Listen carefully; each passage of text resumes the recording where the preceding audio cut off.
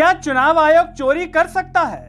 पैसों की चोरी नहीं बल्कि वोटरों की चोरी, या फिर किसी भी तरह की हेराफेरी की चोरी, या फिर किसी को जिताने और किसी को हराने की चोरी। अगर चुनाव आयोग चोरी नहीं कर सकता तो चुनाव आयोग में बैठे पदों पर लोग तो चोरी कर सकते हैं क्या? अगर चुनाव आयोग चोरी नहीं कर सकता, सदन में चुनाव आयोग की चोरी का यही मुद्दा गूंज रहा था और इसी मुद्दे की गूंज पर जो वहां की सबसे बड़ी कुर्सी होती है लोकसभा स्पीकर की, वो लोकसभा स्पीकर उलझ पड़े राहुल गांधी से। नमस्कार, मैं हूं गिरिराज शर्मा और आप देख रहे हैं सरल टॉक। लोकसभा के भीतर बजट सत्र का दूसरा चरण की शुरुआत सोमवार से हो गई। राहुल गांधी जो कि नेता प्रतिपक्ष हैं, अपने उसी अंदाज में सफेद रंग की टी शर्ट में आए और इसी मुद्दे पर बोल रहे थे। मुद्दा था चुनाव आयोग की वोटर लिस्ट को लेकर के, यानी कि मतदाता सूची की हेरफेर को लेकर के। लेकिन इस हेरफेर में लोकसभा स्पीकर ओम बिरला भी राहुल गांधी की बातों में उलझ गए। उनके मुंह से हाँ में हाँ मिलवा ली राहुल गांधी ने। हुआ क्या? हुआ यह था कि लोकसभा के भीतर राहुल गांधी बोलते हैं और इससे पहले उसी मुद्दे पर लोकसभा स्पीकर ओम बिरला ये कहते हैं, क्या सरकार वोटर लिस्ट में ये बढ़वा सकती है क्या नाम? इसी के जवाब में राहुल गांधी कहते हैं कि स्पीकर सर, आपने कहा क्या कहा? मैं मानता हूं कि सरकार नहीं बढ़वा सकती है, चुनाव आयोग का काम है, लेकिन इस वोटर लिस्ट पर चर्चा होनी चाहिए। स्पीकर सर, आपने सही बात बोली कि वोटर लिस्ट क्या सरकार बनाती है। मैंने नहीं बोला, नहीं, आपने बोला क्या, और आपने सही बोला कि सरकार वोटर लिस्ट नहीं बनाती। मगर पूरे देश में वोटर लिस्ट पर सवाल उठ रहे हैं। राहुल गांधी कहते हैं कि विपक्ष चाहता है कि इस पर चर्चा हो पूरी तरह से कि आखिर ये वोटर लिस्ट में नाम बढ़ कैसे रहे हैं, घट कैसे रहे हैं। चुनाव के ठीक पहले ये ऐसी कौन सी जादू की छड़ी है कि नाम बढ़ जाते हैं, घट जाते हैं। इस पर विस्तृत रूप से चर्चा होनी चाहिए। राहुल गांधी का साफ तौर पर कहना है कि महाराष्ट्र चुनाव के भीतर कई वोटर लिस्ट में नाम बढ़ गए। आखिर ये कैसे हुआ?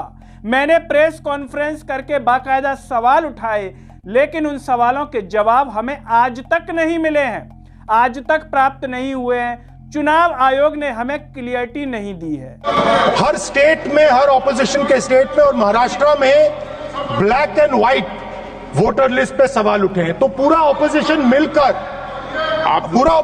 मिलकर सिर्फ ये बोलने दीजिए, पूरा ऑपोजिशन सिर्फ मिलकर ये कह रहा है कि वोटर लिस्ट पे यहां पे एक डिस्कशन हो जाए। ओके।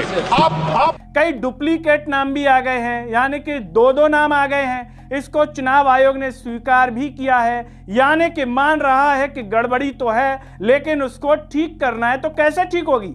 हम ये नहीं कह रहे कि सरकार करवा रही है, चुनाव आयोग का काम है, लेकिन इस पर हम चर्चा चाहते हैं। लेकिन सवाल यही है, क्या ओम बिरला या लोकसभा स्पीकर या पूरा सदन इस पर चर्चा करेगा क्या?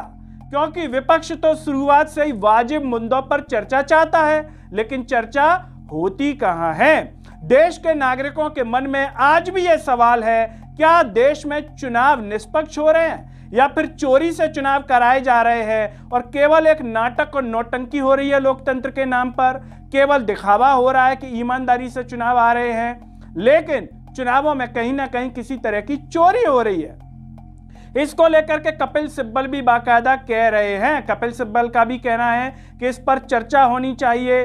बाकायदा वोटर लिस्ट में हेरफेर हो रही है, चुनाव आयोग सरकार से मिलकर के काम कर रहा है, ये कपिल सिब्बल ने साफ तौर पर कहा है। और राहुल गांधी का भी इशारा यही है कि कहीं ना सरकार से सांठगांठ होकर के वोटर लिस्ट में हेरफेर हो रही है और इस पर चर्चा बेहद जरूरी है। इसको पकड़ में नहीं लाया जा रहा है, पकड़ में कब आएगी चीज? जब उस पर चर्चा होगी, बातचीत होगी। लेकिन सवाल यही है कि जब सरकार के ही लोग सभी पदों पर बैठे हुए हैं, ऊपर से नीचे तक, जब आप ओम बिरला जी को भी सुनते हैं तो आपको भी लगता होगा कि ओम बिरला जी कौन से निष्पक्ष हैं, वो भी तो कहीं ना कहीं मिले हुए प्रतीत होते होंगे आपको। और जब इतना कार्यकाल आपने चुनाव आयोग में चुनाव आयुक्त राजीव कुमार का देखा, क्या करते थे? आते थे, एक शायरी सुना करके चले जाते थे, चवन्नी छाप शायरी होती थी। राजीव कुमार भी आपको ऐसे ही लगते होंगे कि मिले हुए प्रतीत हैं। क्या राजीव कुमार, जो कि उस वक्त महाराष्ट्र चुनाव में चुनाव आयुक्त थे, अगर ये चोरी पकड़ी जाती है तो कार्रवाई होगी क्या?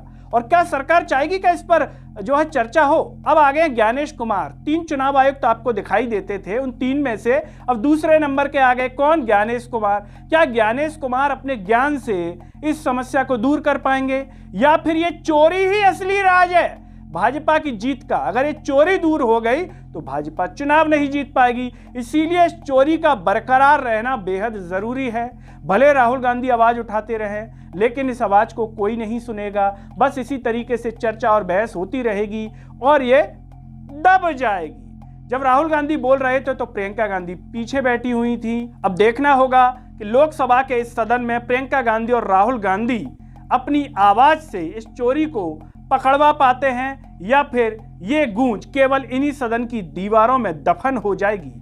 आपको दोस्तों क्या लगता है? क्या चुनाव आयोग की चोरी पकड़ी जाएगी, उस पर चर्चा हो पाएगी, लोगों के सामने आ पाएगी, या फिर इसी तरीके से बस इसकी जो गूंज है लोकसभा की 4 दीवारों में दब करके रह जाएगी और ये चोरी इसी तरह से चलती रहेगी? आप जो भी सोचते हो कमेंट बॉक्स में अपनी राय जरूर दीजिए। इस वीडियो को हर जगह शेयर कीजिए, चैनल को सब्सक्राइब कीजिए, साथ ही साथ सरल टॉक के Facebook, Twitter, Telegram, Instagram page को आप जरूर फॉलो कीजिए। अंत में सभी से एक अपील है दोस्तों, जब यूट्यूब पर आप ये वीडियो देख रहे होंगे तो नीचे ज्वाइन और थैंक्स का बटन होगा, उसके द्वारा आप हमें जरूर सपोर्ट कीजिए, जिससे हम और बेहतर कार्य कर सकें। नमस्कार।